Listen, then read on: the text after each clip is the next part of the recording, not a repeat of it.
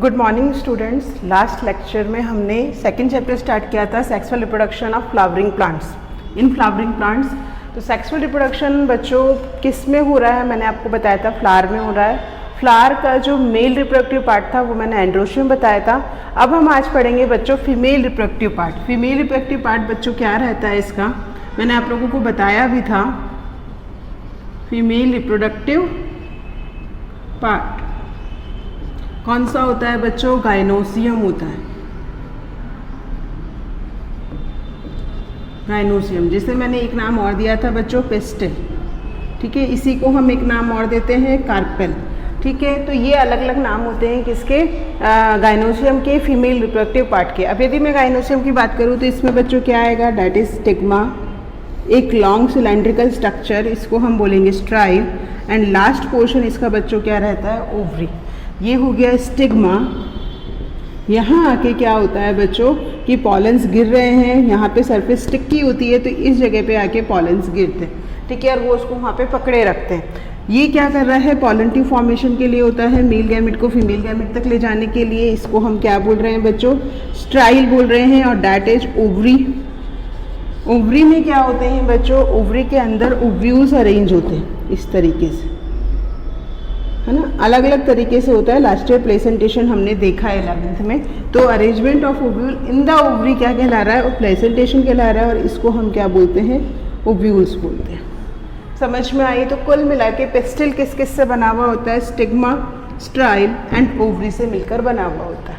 अब बच्चों flower to flower हम बात करते हैं।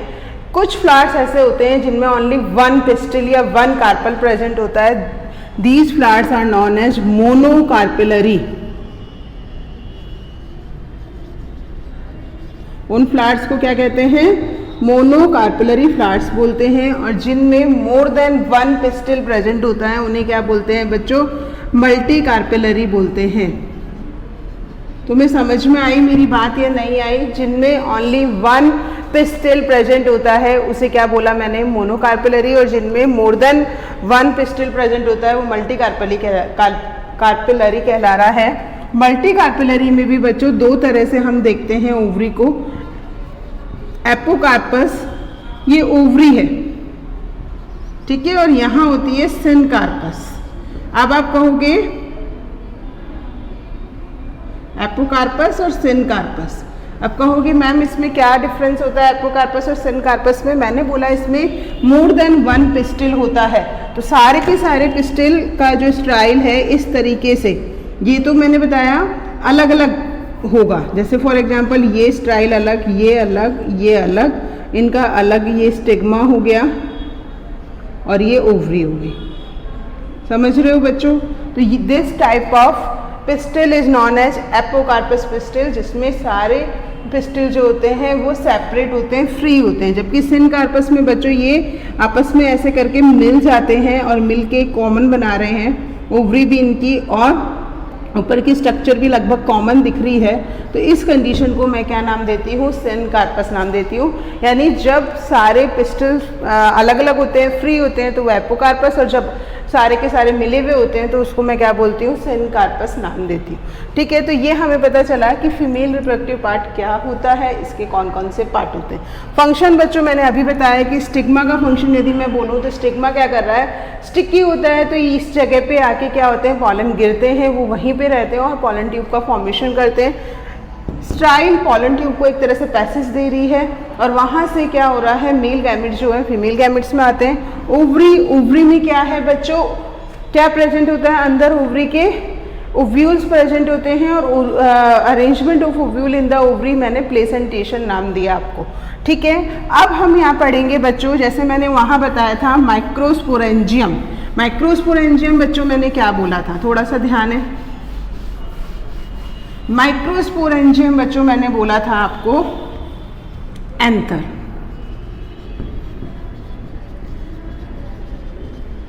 मैंने बोला था आपको माइक्रोस्पोरेंजियम क्या होता है, एंथर होता है, जो कि 2n एंथर की कंडीशन 2n थी। मैं बार बार बता रही हूँ, इसे ध्यान रखना है। इस कंडीशन को डिप्लॉयड बोलते हैं। एंथर से क्या बन रहा था बच्चों, यहाँ पे पॉलन बन रहे थे, ठीक है।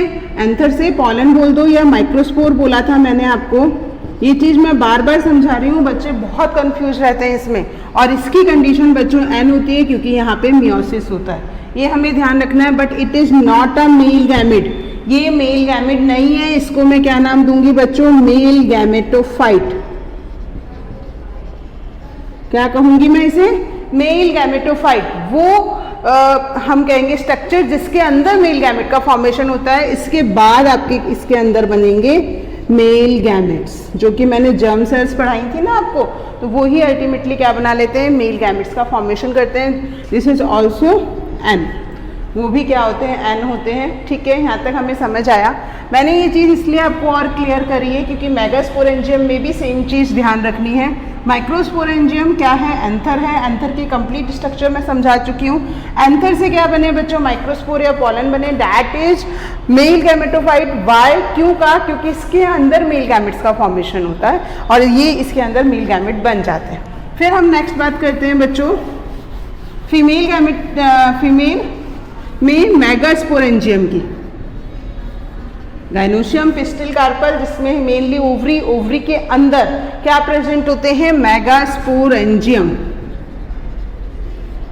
और ये जो मेगास्पोरेंजियम है इसको मैं क्या नाम दूंगी बच्चों? पिस्टिल नाम देती हूँ। मेगास्पोरेंजियम को मैं क्या नाम दूंगी? पिस्टिल नाम दूंगी।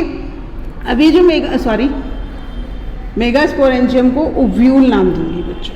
पिस्टिल है ओव्यूल, पिस्टिल तो कंप्लीट स्ट्रक्चर थी। मेगास्पोरेंजियम क्या होता है? ओव्यूल। मैंने कहा था ना कि ओवरी के अंदर ओव्यूल प्रेजेंट होते हैं। तो हम अब ओव्यूल की स्ट्रक्चर देखेंगे बच्चों। तो ओव्यूल की स्ट्रक्चर में ये इस तरीके से स्ट्रक्चर होती है बच्चों इसकी।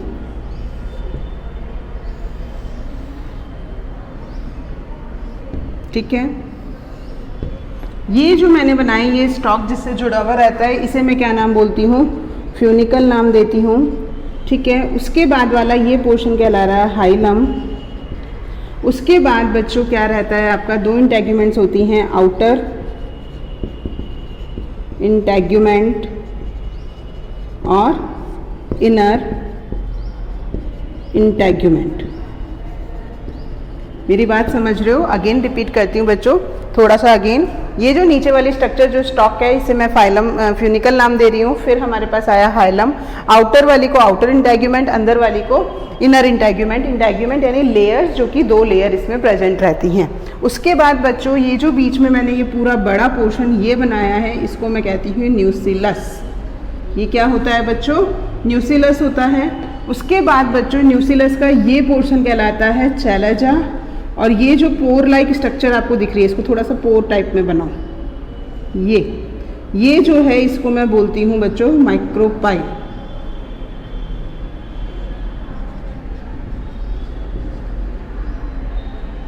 माइक्रोपाइल। ठीक है, ये क्या कहला रहा है? माइक्रोपाइल कहला रहा है। उसके बाद बच्चों इसके अंदर बहुत सारे टिश्यू इस तरीके के रहते हैं, अगर हम देखें तो ये। ठीक है, तो ये टिपिकल ओव्यूल की स्ट्रक्चर होती है। बट इसमें बच्चों फीमेल गैमेटोफाइट होता है जिसे एम्ब्रियो से कहते हैं। बट मैं उसके डेवलपमेंट के बाद तुम्हें बताऊंगी कि इसके अंदर प्रेजेंट कैसे होता है। वो थोड़ा सा यहाँ बता ही देती हूँ, फिर उसके बाद तुम्हें पूरा फीमेल आपका जो मेगास्पोर है, मेगास्पोर से किसका फीमेल गैमेट्स का फॉर्मेशन कैसे होता है वो पूरा हम देखेंगे यहाँ पे। तो सबसे पहले मैंने क्या बोला यहाँ पे आपको? Funicle, hilum, outer integument, inner integument मैंने आपको बोला। इसके ऊपर वाला पोर्शन चैलाजा, नीचे वाला पोर्शन माइक्रोपाइल। इसमें क्या है? बहुत सारी सेल्स का पूरा ग्रुप होता है, दैट इज न्यूसिलस। और न्यूसिलस के बिल्कुल बीच में बच्चों एक स्ट्रक्चर होती है, दैट इज फीमेल गैमेटोफाइट भी बोला जाता है इसको। इस फीमेल गैमेटोफाइट में बच्चों क्या रहता है? इस फीमेल गैमेटोफाइट में यहाँ ऊपर 3 सेल्स होती हैं, नीचे 3 सेल्स होती हैं और बीच में एक सेंट्रल सेल होती है। समझ में आ रही है? ऊपर वाली 3 सेल को बोलते हैं बच्चों हम एंटीपोडल सेल। क्या बोला मैंने? नीचे ऊपर वाली 3 सेल्स को एंटीपोडल सेल्स बोला। बीच में क्या होती है बच्चों? ये सेंट्रल सेल होती है। और नीचे वाली ये एग सेल हो गई। और 2 इसमें क्या होती हैं? सिनर्जिड्स होती हैं। ठीक है, ये 2 सिनर्जिड्स होती हैं। ये कंप्लीट क्या कहलाता है बच्चों? Egg apparatus। इस कंप्लीट को मैं क्या नाम देती हूँ, अपरेटस नाम देती हूँ। तो ये कंप्लीट आपकी जो ये पूरी स्ट्रक्चर बनी है, जिसमें मैंने ऊपर एंटीपोडल सेल बताई 3, बीच में एक सेंट्रल सेल बताई और नीचे अगेन 3 सेल में एक एक्सेल और एक सिनर्जिड बताई। ये कंप्लीट आपका क्या कहला रहा है यहाँ पे, एम्ब्रियो सैक। इसे मैं क्या नाम देती हूँ, एम्ब्रियो सैक, जो किसमें होता है, ओव्यूल में होता है। इसी एम्ब्रियो सैक को मैं क्या बोलती हूँ, फीमेल गैमेटोफाइट। अब बच्चों अगेन बताओ what is the meaning of gametophyte, जिसके अंदर फीमेल गैमेट्स होंगे वो फीमेल गैमेटोफाइट। ठीक है, जिनमें फीमेल गैमेट्स होंगे तो वो फीमेल गैमेटोफाइट, जिनमें मेल गैमेट्स होते हैं वो मेल गैमेटोफाइट। यहाँ तक समझ आई। एक मेगास्पोरेंजियम की स्ट्रक्चर बच्चों, हाँ माइक्रोस्पोरेंजियम यानी एंथर की स्ट्रक्चर पढ़ाई थी मैंने, यहाँ मेगास्पोरेंजियम की स्ट्रक्चर पढ़ाई है, जिसमें हमने कंप्लीट टिपिकल ओव्यूल की स्ट्रक्चर देखी, जिसमें आपका जो स्टॉक होता है फ्यूनिकल, फिर हाइलम, आउटर वाली जो मेम्ब्रेन है आउटर इंटेग्यूमेंट, इनर वाली इनर इंटेग्यूमेंट्स होती है। ये न्यूसिलस वाला पोर्शन है बच्चों, ऊपर वाला पोर्शन चला जा, नीचे वाला माइक्रोपाइल, और इसके बीच में एम्ब्रियो सैक होता है। एम्ब्रियो सैक में कुल मिला के 7 सेल्स होती हैं, 3 ऊपर एंटीपोडल, 3 नीचे में से एक एक्सल, 2 सिनर्जिड्स और बीच वाली सेंट्रल सेल होती है। ठीक है, तो ये कंप्लीट मेगास्पोरेंजियम की स्ट्रक्चर होती है। अब इस मेगास्पोरेंजियम में क्या फॉर्म होगा बच्चों, मेगास्पोर मदर सेल का फॉर्मेशन होगा, वो मैं आपको बताती हूँ। Formation of megaspore through megaspore mother cell is known as megasporogenesis. ये बात मैंने बोली थी।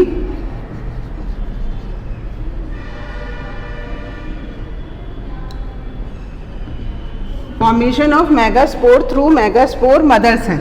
मेगास्पोर मदर सेल डिवाइड हुई किसके थ्रू, मियोसिस के थ्रू, और इसने क्या बना लिया बच्चों, मेगास्पोर मदर सेल का फॉर्मेशन किया। ये थी बच्चों 2n, बार बार ध्यान रखना है, ये हो गई n due to this reduction division. और एक सेल से बच्चों क्या होता है, 4 सेल का डेवलपमेंट होता है। ये बात मैं पहले भी बता चुकी हूँ कि जब मियोसिस होता है तो एक सेल से 4 सेल्स का डेवलपमेंट होता है, बट क्रोमोसोम नंबर जो होते हैं वो हाफ हो जाते हैं। तो ये क्या कहला रहा है, मेगास्पोर मदर सेल से मेगास्पोर का फॉर्मेशन। ठीक है, क्लियर हुआ। अब हमारी जो 4 सेल होती हैं उनमें से 3 सेल जो होती हैं वो तो डीजनरेट हो जाती हैं।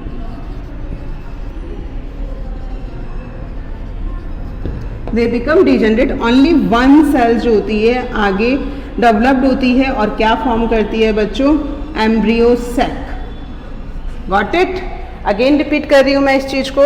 यहाँ पे माइक्रोस्पोर मदर सेल माइक्रोस्पोरेंजियम से थोड़ा सा डिफरेंस होता है। माइक्रोस्पोरेंजियम में तो 1 से 4 पॉलन फॉर्मेशन हुआ था और वो 4 पॉलन ही आगे वर्क कर रहे थे, बट यहाँ पर 1 से 4 मेगास्पोर तो बनते हैं, पर चारों में से 3 मेगास्पोर जो होते हैं वो डिस्ट्रॉय हो जाते हैं। ओनली 1 जो है वो आगे डेवलप्ड होता है एम्ब्रियो सैक में। क्लियर होगी बात। अब हम देखेंगे बच्चों आगे development of embryo sac, complete development of embryo sac. Picture से मैं आपको अच्छे से समझाती हूँ, जो आपको क्लियरिटी से क्लियर हो जाएगा कि कैसे बन रहा है। देखना बच्चों, मैंने बीच में न्यूसिलस वाला पोर्शन ही बनाऊंगी बच्चों यहाँ पे, तो तुम्हारे यहाँ पे हर चीज़ क्लियर हो। इसमें से एक सेल जो होती है वो बड़ी हो जाती है। ये जो मैंने अलग से सेल बनाई है ना बच्चों, न्यूसिलस की एक सेल जो होती है वो बड़ी हो जाती है, और बड़ी होने के बाद अब इसको मैं क्या नाम देती हूँ, मेगास्पोर मदर सेल। इस मेगास्पोर मदर सेल में कौन सा डिवीजन बताया बच्चों मैंने, मियोसिस बताया। मियोसिस होने से क्या बनेगा बच्चों, 4 सेल बन जाएंगी, 1 2 3 4। ठीक है, 4 में से बच्चों 3 सेल मैंने आप लोगों को बोली, 3 सेल जो होती हैं वो डीजनरेट हो जाती हैं। 3 सेल जो होती हैं, 3 सेल डीजनरेट हो जाती हैं। डीजनरेट होके क्या कर रही हैं, ओनली क्या बचेगा इसके पास बच्चों, इसके पास ओनली 1 सेल बच जाती है। इसको ही लेती हूँ मैं, इसी को समझाती हूँ, न्यूसिलस नहीं बना रही। अब ये 1 सेल जो होती है इसमें आगे के जितने भी डिवीजन होंगे वो माइटोसिस होगा। तो ये जो 1 सेल है इसमें डिवीजन हुआ और इससे 2 सेल का सबसे पहले मैं न्यूक्लियस डिवीजन ही बता रही हूँ, 1 से 2 बनी फर्स्ट माइटोसिस से। ठीक है, फर्स्ट माइटोसिस। इससे एक से दो न्यूक्लियस बने। अब ये जो दोनों न्यूक्लियस थे ये क्या करते हैं, मूव करते हैं अपने अपोजिट साइड पे। एक इस तरफ आ जाता है, एक इस तरफ आ जाता है, एक ऊपर की तरफ मूव करेगा, एक नीचे की तरफ मूव करेगा। मूवमेंट जब खत्म हो जाता है तो आफ्टर डैट आपके ऊपर और नीचे अगेन डिवीजन होता है। तो मैं यहाँ लिख रही हूँ 2 माइटोसिस, 2 माइटोसिस होते हैं बच्चों। ऊपर नीचे दोनों तरफ होंगे इसलिए 2 होंगे, तो ऊपर भी 2 सेल्स बन गई और न्यूक्लियस बन गए, नीचे भी 2 न्यूक्लियस बन गए। क्लियर हुई बात। अगेन क्या होगा, वापस 2 माइटोसिस होंगे और 2 माइटोसिस होने से क्या होगा बच्चों,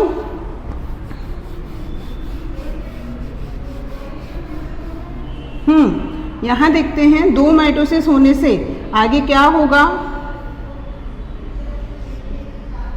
ऊपर 4, 1 2 3 4, 2 माइटोसिस होंगे या 4 होंगे ये बताओ। देखो मैंने क्या बोला, ऊपर और नीचे 2 न्यूक्लियस हैं तो 2 माइटोसिस, बट ऊपर और नीचे कितने न्यूक्लियस हैं, 2 और हैं, तो टोटल कितने माइटोसिस होंगे, अब 4 माइटोसिस होंगे।